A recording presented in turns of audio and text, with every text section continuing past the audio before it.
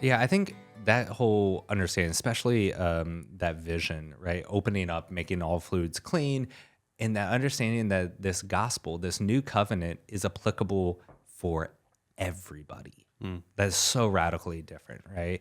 Because the kind of ceremonial laws or the prescriptions of the past were for a specific people, right? But now the Lord's opening up the gates of heaven for all nations.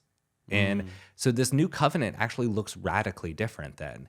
Now, and then this is where you get into this tension. Well, the Lord doesn't abolish in his fulfillment, he's opening up the election, we can say, for all human beings. And so seeing the new covenant as truly this new covenant in Christ that is applicable for all, right? And seeing that now that is actually superseding or fulfilling what was initially uttered for a specific set of peoples, right? Which meant that their ceremonies, their rituals were specific to that people. But now that we're dealing with a different kind of demographic, we shouldn't be surprised that the new covenant then looks different in that way. So I think one of the important things to understand about Jesus' statement is when he says, I've come not to abolish, he very importantly does not say, I do not abrogate, because he can't declare God's promise to Israel to be void, Right. because God has promised to always be faithful to Israel.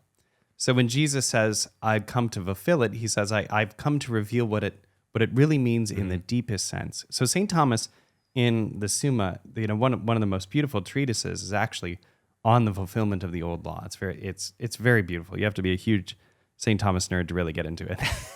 but We just so happen to be. yeah. Congratulations, lucky, and you probably are too, dear Godsplaining listener. Yes. But St. Thomas says that he points out and he reminds us that the end of every law is to make men righteous, Yes. and consequently, the end of the old law was the justification of men. But the old law, however, could not, absolutely speaking, fulfill that. So the purpose of the old law was to justify men, but the old law could not, on its own terms, absolutely fulfill that. Right. So this means that it foreshadowed, St. Thomas is led to conclude, it foreshadowed in type and figure certain ceremonial actions and promised in words. And he continues, concluding that in this respect, the new law fulfills the old by justifying men through the power of Christ's passion. So the old law was aiming at the justification of men, couldn't bring it about, and it was only the passion of Christ that brings about our justification, thereby fulfilling the promises of the old law, which was eventually that men would be justified. So the old law, we might say, is a figure, again, or a type, and the new law is the reality, the thing actually coming to bear and happening.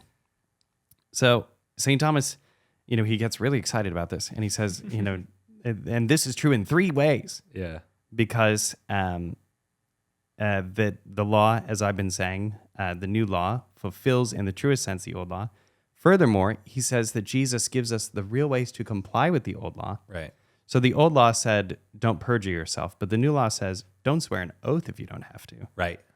So new ways to comply, better ways to comply, I would argue. And then finally, he gives us the counsels of perfection, which were not prescribed by the old law. So I think that this is really worth thinking about, the way that Jesus brings a deeper meaning to something, doesn't simply wipe it away, and shows us the truest purpose of it. You made a joke, Father Joseph Anthony, at the top of the episode, saying, it's about the resurrection. The pork is resurrection food, and that's ultimately it. That's the point we're making, that we have been justified by the passion, death, and resurrection of Jesus, and that act of justification brings about what the old law was always aimed at, but is only ultimately fulfilled in Christ.